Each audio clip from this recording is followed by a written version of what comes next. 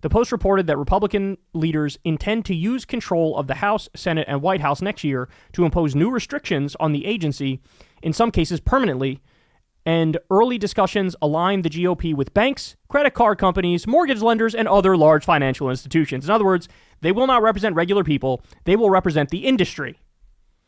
Here's what they say. Quote, there will be a pretty significant change from the direction the agency has been going in, and I think in a positive way, predicted Kathy Kraninger, who led the CFPB during Trump's first term. She now serves as chief executive of the Florida Bankers Association, a lobbying group whose board of directors includes top executives from Bank of America, J.P. Morgan Chase, PNC, and Truist.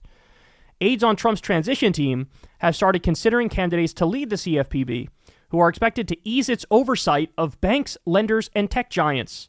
The early shortlist includes Brian Johnson, a former agency official, Keith Norica, a banking consultant and former regulator, and Todd Zwicky, a professor at George Mason University's law school who has previously advised the Bureau, according to 4 people familiar with the matter. They're going to dismantle this thing, bro.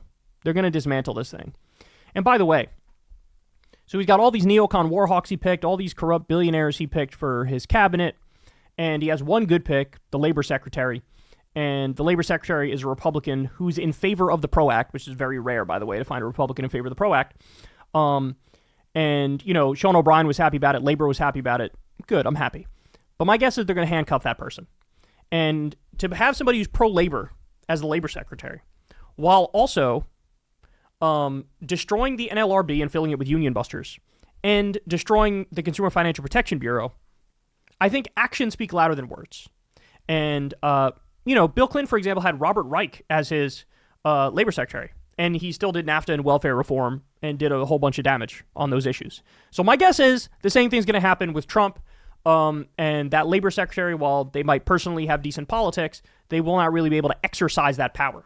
So prepare yourself for more junk fees, for more big banks and credit card companies robbing people, financial institutions robbing people, and prepare yourself for having zero cop on the beat, because that's what it's always like under Republicans, and it's about to happen yet again. All right, guys, that's the show, y'all.